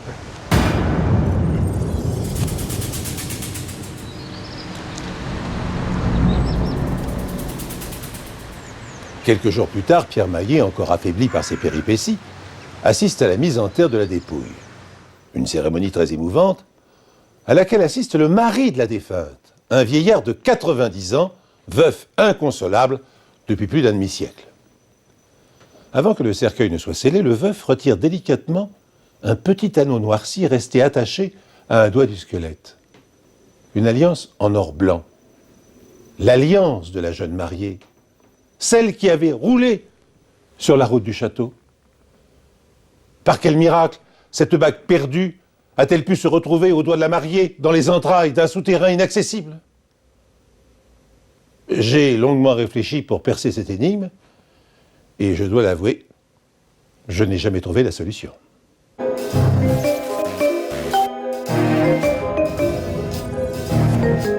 Tous les crimes sont également affreux. Mais certains nous impressionnent et nous touchent plus que d'autres. Quand une existence jeune et brillante, pleine de vitalité et de promesses, est brutalement brisée, nous ressentons cela comme une particulière injustice. Au moment où débute cette histoire, on peut dire sans aucun doute de Jacques Deborde et de Caroline Ferrier, ils ont tout pour eux. Ils possèdent en effet l'amour, l'argent, la beauté, le talent et une passion partagée pour le même métier. Que demander de plus? Que demander de mieux? L'argent est plutôt de son côté à lui, même si elle n'est pas à plaindre non plus. Jacques Deborde est styliste pour une grande maison de couture, c'est lui l'inspirateur, l'âme de la maison. On peut aussi dire de lui qu'il est un séducteur notoire. Le charme et le talent seraient plutôt de son côté à elle. Caroline Ferrier, qui vient d'avoir 30 ans, est séduisante, et sa personnalité particulière la rend irrésistible aux yeux de Jacques Deborde. Le talent et la passion partagée, c'est la couture, bien sûr. C'était leur vocation à tous les deux depuis leur plus jeune âge. Lui dessinait des robes dans la marge de ses cahiers d'écolier, elle habillait ses poupées avec tous les morceaux de tissu qui pouvaient lui tomber sous la main. Lorsque Caroline Ferrier s'est présentée dans la maison de couture, Jacques Deborde l'a tout de suite engagée et, depuis, leur collaboration est devenue exceptionnelle, tant ils se complètent. L'amour, enfin, est peut-être ce qu'il y a de plus surprenant entre eux. Non pas parce qu'ils n'étaient pas faits l'un pour l'autre, mais parce que Jacques Deborde ne s'était jamais attaché jusque-là. Bien que marié, il accumule les aventures depuis des années. Il loge ses maîtresses dans sa luxueuse garçonnière et il se lasse immanquablement d'elle au bout de quelques mois. Pourtant, avec Caroline, ce n'est pas la même chose. Non seulement parce que, en ce mois d'octobre 2003, leur liaison dure depuis plus d'1 an, mais parce que Jacques est tout aussi épris qu'au premier jour. Il s'est même surpris à faire des projets d'avenir. Mon enquêtrice, Olga, a recueilli le témoignage des protagonistes de cette bien triste histoire.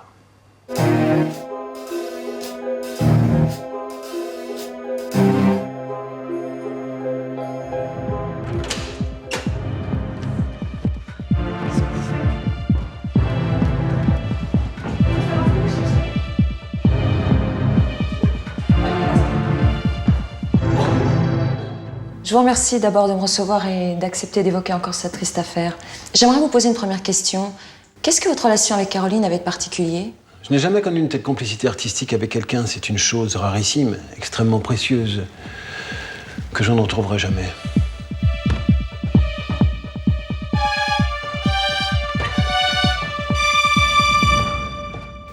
Vous l'avez rencontrée comment? Caroline faisait des études de stylisme et elle avait effectué un stage chez moi. Son talent m'a tout de suite sauté aux yeux. Elle savait anticiper les tendances, elle avait du goût, de l'audace. C'était une personnalité hors du commun. On a dit tellement de choses sur nous, vous savez. Aujourd'hui encore. Mais vous aviez choisi de tenir votre liaison secrète. On avait décidé de rester discret. Professionnellement, c'était mieux.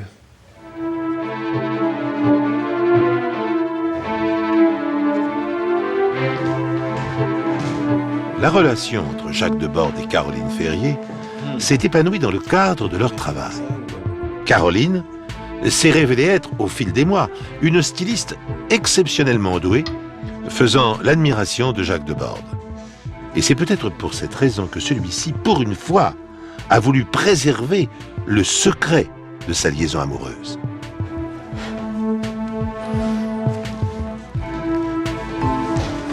Je suis pas sûr pour la ligne, là. Enlève-moi. Non, c'est pas, t'as raison. C'est bien, c'est super. Ok. Pardonnez ma franchise, mais vous n'avez pas toujours été aussi discret sur vos relations. C'est vrai, mais Caroline, c'était différent. Les gens n'auraient pas compris, je ne voulais pas qu'elle soit victime de ragots. On travaillait ensemble. Mais revenons au terrible meurtre de Caroline Ferrier, longtemps demeuré inexpliqué.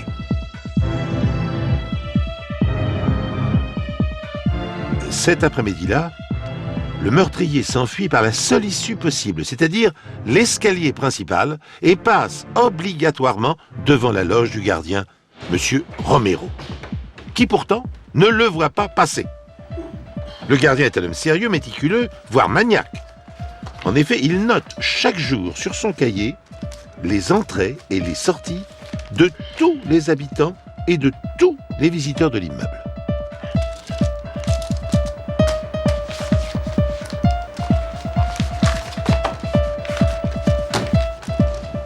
Un peu plus tard, ce jour-là, M. Romero note d'ailleurs l'arrivée de Jacques Debord, coutumier de ses visites inopinées à sa maîtresse en plein après-midi.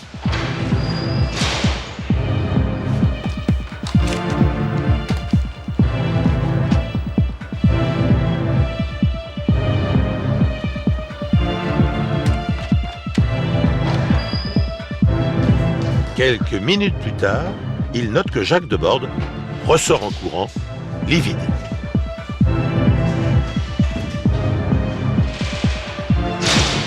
Il était tout blanc, avec un air bizarre, vraiment bizarre.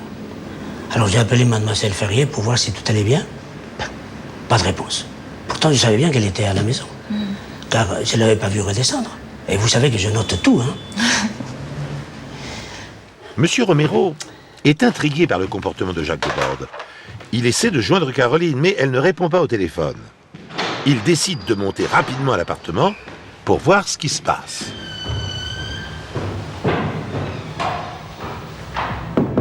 Mademoiselle Ferrier. Il trouve la porte ouverte. Monsieur Romero est non seulement un gardien consciencieux, mais aussi un homme expérimenté. Il connaît bien Jacques Debord et ses tumultueuses histoires de cœur. Il en a vu passer des maîtresses. Monsieur Romero s'attend à tout. Mais il est très loin d'imaginer ce qu'il va découvrir. Mademoiselle Ferrier.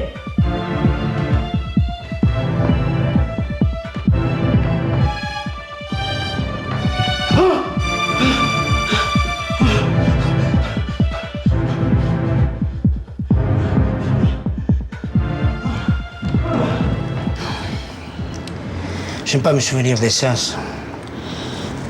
J'en rêve encore la nuit, vous comprenez? En fait, vous étiez une des rares personnes à connaître la liaison de Jacques Debord et Caroline Ferrier. Oui. Mais j'ai pas appelé les paparazzi, hein, non. C'est pas le genre de la maison. Et pourtant, on m'aurait offert des ponts d'or, hein, ça. Et pour vous, c'était une histoire d'amour? Vous savez, moi, j'ai aucune imagination. J'observe, c'est tout. Et je vais vous montrer mon carnet de l'époque. Hein. Alors c'est celui-là. Oui, c'est celui-là. Oui. Les chiffres parlent d'eux-mêmes. Hein. Regardez. Là. Monsieur Debord faisait livrer des roses à mademoiselle Ferrier 2 à 3 fois par semaine. Hein. Tu es là, hein. Je le sais parce que j'ai tout noté. Hein.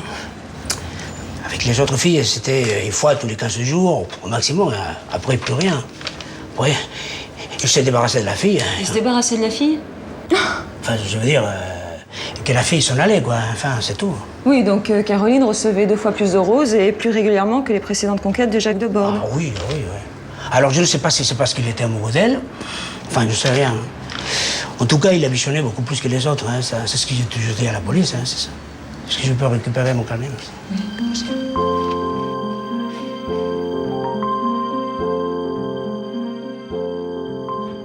De l'amour et des roses. Mais la liaison amoureuse de Jacques de Borde et Caroline Ferrier laisse M. Romero assez indifférent. C'est un joueur passionné de chevaux et de tiercé.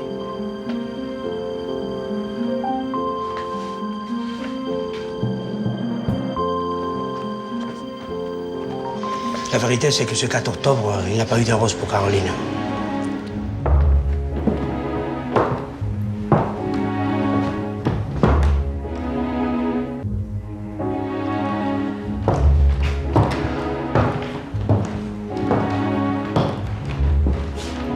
Ce 4 octobre, c'est aussi M. Romero qui appelle la police et c'est le commissaire Louan qui est chargé de l'enquête. Arrivé sur la scène du crime, la police se met aussitôt au travail et récolte une foule d'indices qui vont éclairer les enquêteurs.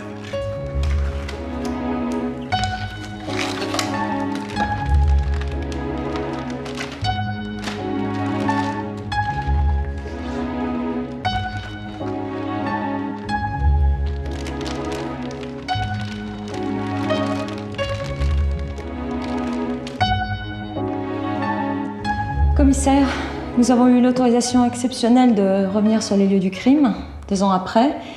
J'aimerais savoir quelle a été votre première impression quand vous avez découvert le corps de Caroline Ferrier. Bien. Pardon. Il y avait plusieurs options, hein, comme toujours. Crime sexuel, crime passionnel, cambriolage qui aurait mal tourné.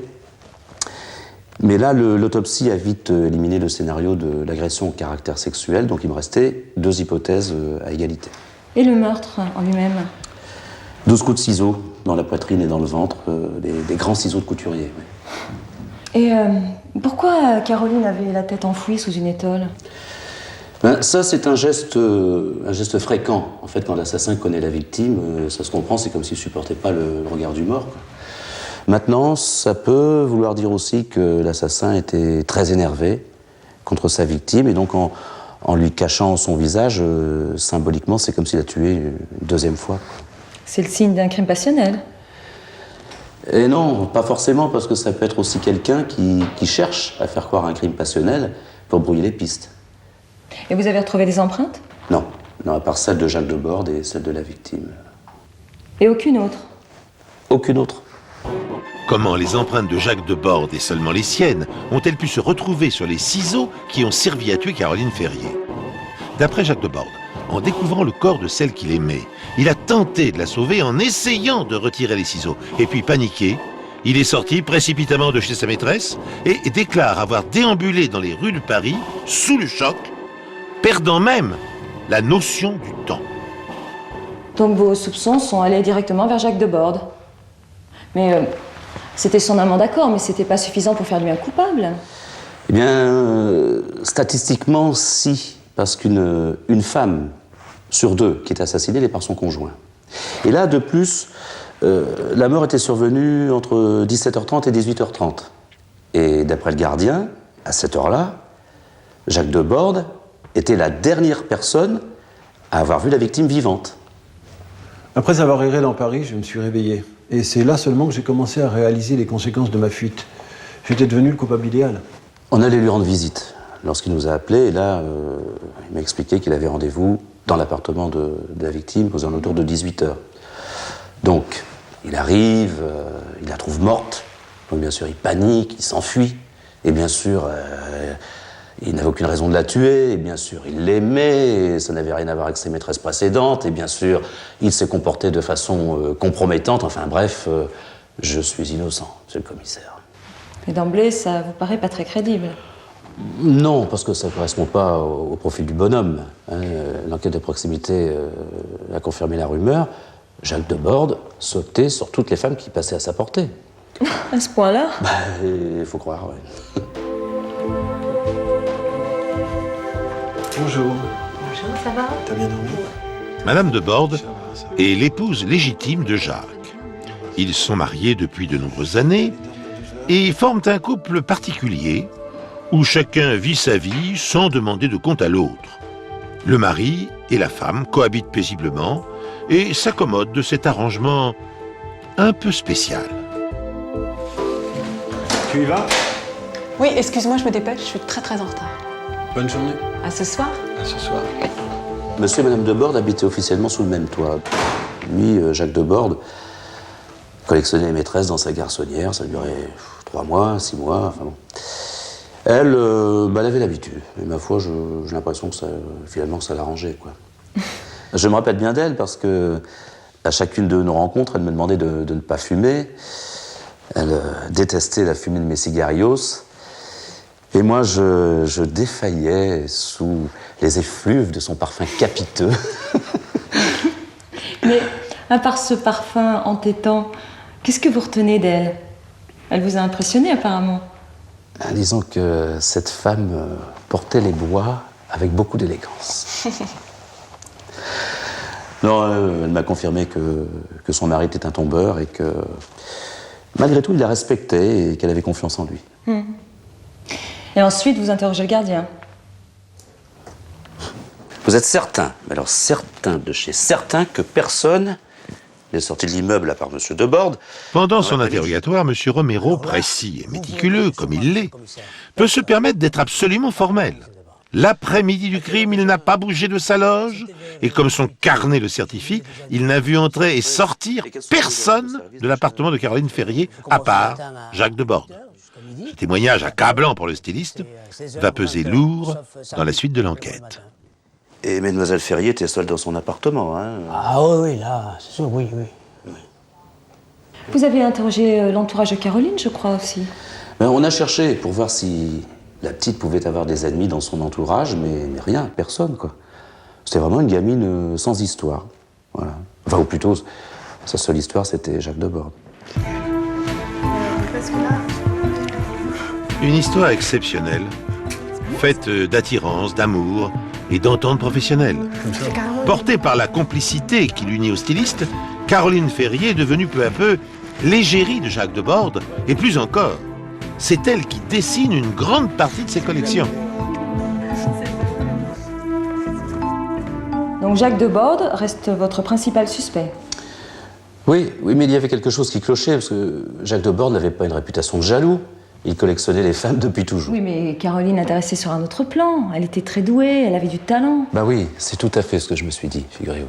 Caroline l'intéressait professionnellement, elle avait une pêche que lui n'avait plus. Je pense qu'après 30 ans de métier, il s'est soufflé très sérieusement sur le plan créatif. Vous voulez dire qu'il y volait ses idées? Oui, j'irais même plus loin. C'était sa poule aux œufs d'or. Ah oui, d'accord. Vous pensez que Caroline aurait menacé de le quitter? Ça aurait été une catastrophe pour ses affaires. Voilà.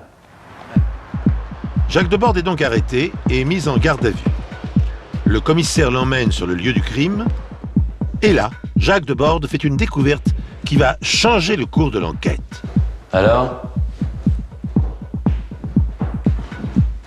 Ça vous rappelle quelque chose? La robe. Attendez. Quelle robe? La robe de Caroline, de Marilyn, il y avait une robe ici. C'est quoi l'importance de cette robe? Expliquez-moi, de quoi il s'agit? Il y avait une robe ici, là, de Marilyn? Il y avait une robe, elle a disparu. Caroline avait une passion pour les robes mythiques du cinéma, alors je lui ai offert la robe de Marilyn, cette robe de Marilyn. La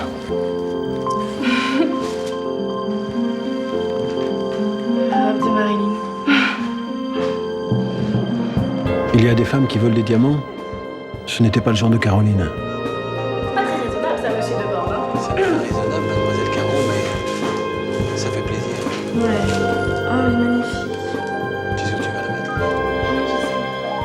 Quelqu'un d'autre connaissait l'existence de cette robe? J'ai posé la question dans leur entourage respectif, Ni sa femme, ni personne n'en avait entendu parler. D'après lui, c'était leur secret, quoi. Ouais, un de plus. Pourtant, cette robe disparue est la clé de l'affaire. Qui l'a volée? Et pourquoi? Et là, j'avais un problème, parce que si on garde la thèse du cambriolage, ça suppose que l'assassin, Jacques Debord ou un autre, sorte de l'immeuble avec une robe dans les mains. Oui, mais l'enquête de proximité n'a rien révélé de tel. Et le gardien, mon principal témoin, lui n'avait vu passer que Jacques Debord sans rien dans les mains. Donc, la robe est une pure invention pour nous mettre sur une fausse piste. C'est bien une affaire de robe de haute couture. Mais qui croire dans cette enquête? La robe de Marilyn est-elle une invention de Jacques Debord pour brouiller les pistes et gagner du temps? Quoi qu'il en soit, il reste le coupable le plus probable du meurtre de sa maîtresse.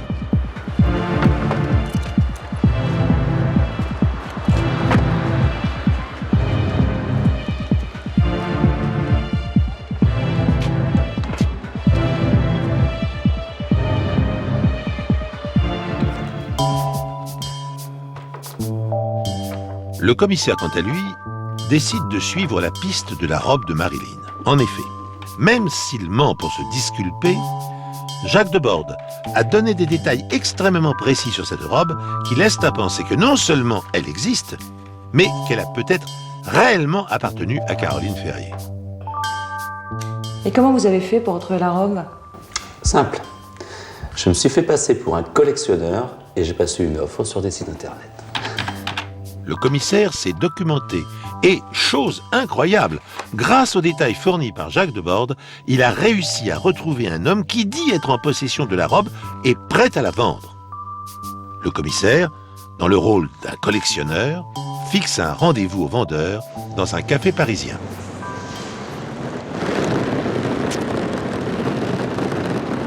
Oui, c'est Lefebvre. Vous êtes où? Café, le...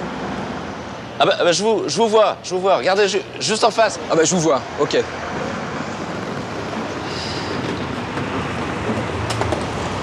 Bonjour. Bonjour, ça va bien? Ça va bien, merci. Alors? Vous avez fait un bon voyage? Impeccable, ouais. Impeccable. Je peux peut-être vous offrir un petit truc, un petit quelque chose? Écoutez, un petit café, volontiers. Café ouais. Un petit café, s'il vous plaît. Merci. Alors comme ça, vous vous intéressez aux robes de Marilyn?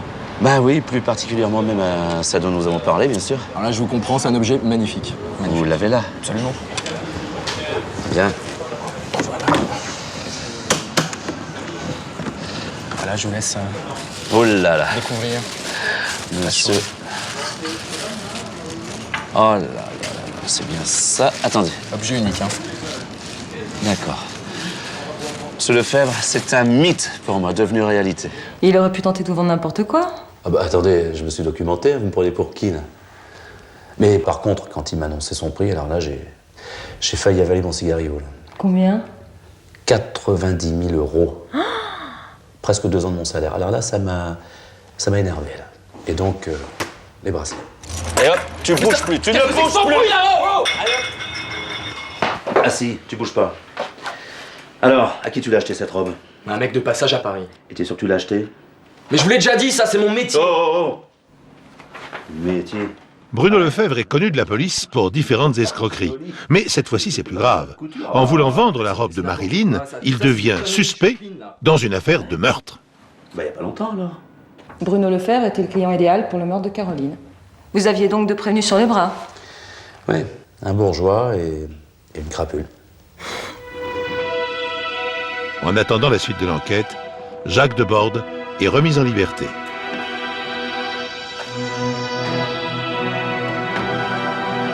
À ce stade de l'enquête, la robe reste la clé de l'énigme? A priori, oui. Mais là, vous vous doutez bien que je me heurte à un problème de traçabilité. C'est-à-dire que Lefebvre, lui, me dit qu'il a acheté la robe à un revendeur anonyme. Debord me dit qu'il a acheté un collectionneur canadien clandestinement. Enfin bref, le truc impossible à prouver. Et évidemment, Lefebvre niait avoir volé la robe dans l'appartement de Caroline. Bah, bien entendu. Et là, donc, je fais passer son emploi du temps au crible. Coup de théâtre. Bon, bah voilà, vous voyez... Bruno Lefebvre est formel. Il a un alibi très solide. À l'heure du crime, il se trouvait à plus de 400 km de Paris. Des témoins le confirment. Complicité de meurtre, ça existe. Ah d'accord.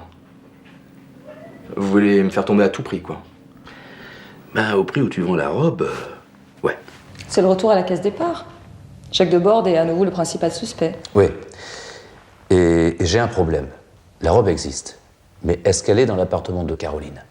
Et là, pour en être sûr, il faut trouver une quelconque trace génétique sur le vêtement. Et les analyses montrent qu'effectivement, il y a du sang à l'intérieur de la robe, le sang de Caroline Ferrier. Bah, la robe était dans l'appartement alors. Et comment elle en est sortie? En effet, comment la robe très encombrante a-t-elle pu sortir sous les yeux attentifs de M. Romero sans qu'il s'en aperçoive? Jacques Debord avait les mains vides ce jour-là. J'ai donc fait revérifier l'emploi du temps de ce très zélé gardien. Si M. Romero n'avait pas bougé de sa loge le jour du crime, comme il l'a affirmé lors de son premier interrogatoire, il aurait vu le meurtrier emportant la robe de Marilyn. Mais il ne l'a pas vu. C'est donc qu'il a menti. L'après-midi du crime, il s'est bien absenté de sa loge, pas longtemps, 15 minutes, pour aller jouer ses chevaux favoris au café d'à côté. 15 petites minutes qui ont permis au meurtrier d'entrer, de tuer Caroline Ferrier et de sortir avec la fameuse robe.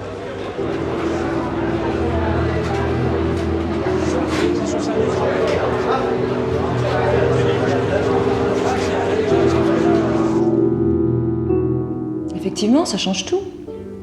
Mais est-ce qu'entre 17h15 et 17h30, quelqu'un a pu rentrer dans l'immeuble et assassiner Caroline? Et repartir avec la robe, absolument. On a calculé qu'il fallait une dizaine de minutes. Et alors là, vous pensez quoi? Ben, là, à ce moment-là, je pense que j'ai intérêt à avoir une sacrée intuition parce que je vais finir ma carrière en beauté, très loin dans un coin perdu.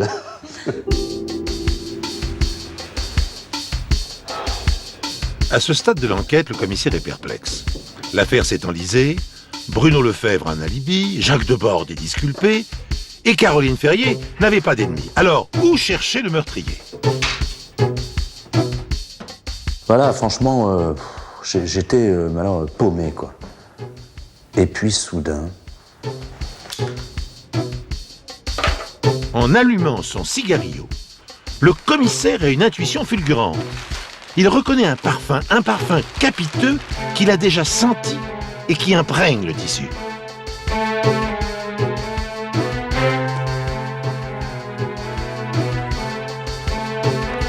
Asseyez-vous, madame.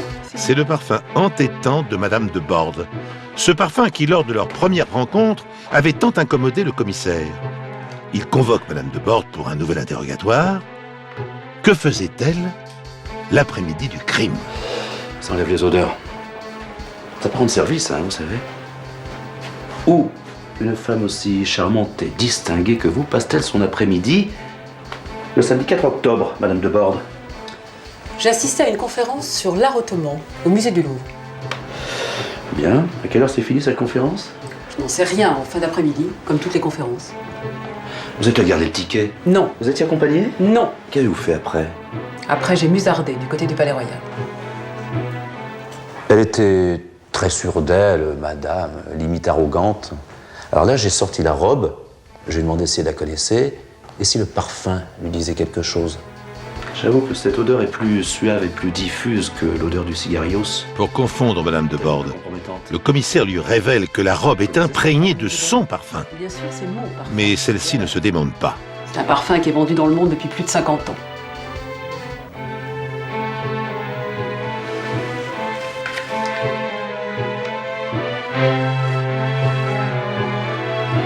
Je suivais mon intuition, il fallait juste que je trouve le moyen de la faire vraie. Le commissaire fait durer l'interrogatoire. Il sent que la vérité est proche. Vous connaissez cette robe, n'est-ce pas, Madame Debord? C'est la robe de Marilyn, la robe qui vole. La robe qui vole. Mais cette robe... C'est marrant parce que j'ai l'impression qu'elle est à votre taille. J'aimerais bien que vous la passiez, Madame Debord. J'aimerais bien que vous la passiez, Madame Debord. Je voulais pas, c'était ma robe, je voulais récupérer ma robe. C'est tout. Je voulais pas.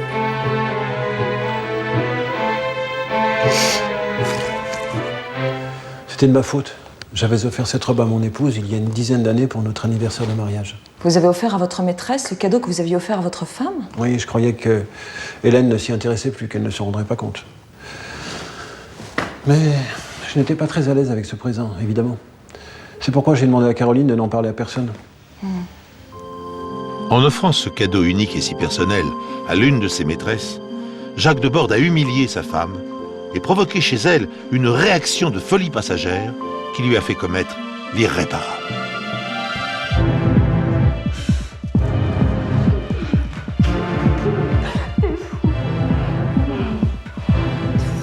Et qu'est-ce que vous avez ressenti quand le commissaire vous a appris que votre femme venait d'avouer le meurtre de Caroline? Comment aurais-je pu imaginer une seconde que ma femme ait pu tuer Caroline? Honnêtement, pour moi, c'était inconcevable. Inconcevable. C'est de ma faute. J'ai fait du mal aux deux personnes que j'aimais le plus au monde. Et je les ai perdues. Excusez-moi. Toutes les deux.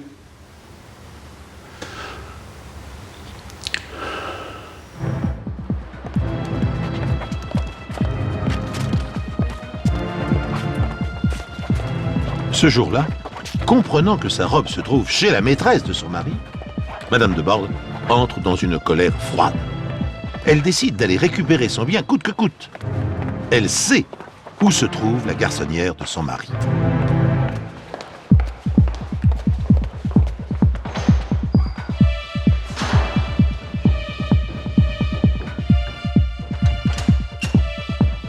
Quand elle arrive, elle tombe sur Caroline Ferrier qui ne comprend pas et se défend comme elle peut. Je peux savoir ce que vous cherchez?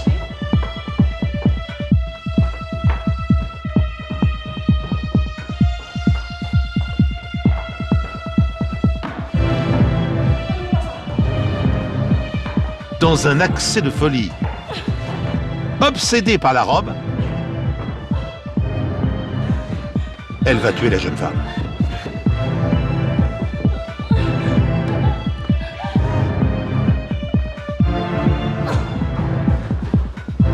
Puis, elle enfile la robe, sa robe, et elle va s'enfuir sans que personne ne la voie. En effet, à ce moment précis, Monsieur Romero est au café. Mais comment la robe est parvenue entre les mains de Bruno Lefebvre? Ben, vous savez, une fois chez elle avec la robe, Hélène Debord a vite compris qu'elle ne pouvait pas la garder, que c'était beaucoup trop compromettant. Oui. Et elle a donc immédiatement revendu un trafiquant. Oui, qu'il a rendu à Bruno Lefebvre. Voilà comment une robe a bouleversé la destinée de 3 personnes. Mais celle de Monsieur Romero aussi. Il a changé de métier et il pense toujours aux conséquences de son mensonge. Je m'absentais de temps en temps pendant mes heures de service pour jouer aux courses. Je mentis parce que je ne voulais pas perdre ma place. Je sais que c'est pas une excuse, mais je l'aurais perdu si j'avais dit aux policiers que je m'absentais. Ça, c'est certain, certain. Et vous avez réalisé à quel point votre déposition impliquait M. Debord? Oui, j'étais condamné pour ça. 6 mois avec sursis, pour faute de voyage.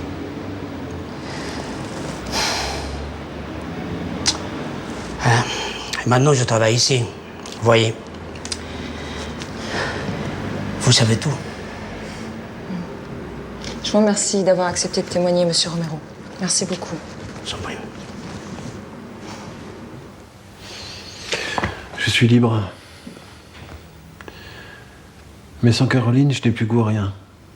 Les gens sont différents avec moi. C'est difficile, vous savez, de devoir compter ses amis dans ces moments-là. La position sociale ne met pas à l'abri d'une erreur judiciaire et c'est bien ainsi. Mais on mesure mieux dans ce genre de situation combien l'irréparable peut facilement se produire. Même s'agissant du personnage le plus respectable, le plus admiré. Il suffit d'un rien, d'un faux témoignage, d'un raisonnement hâtif, du manque de combativité de l'accusé, d'un conseil imprudent donné par son avocat pour que la justice penche du mauvais côté. Celle-ci a donc finalement rendu un verdict conforme à la réalité des faits et Hélène Debord a été condamnée à 12 ans de prison.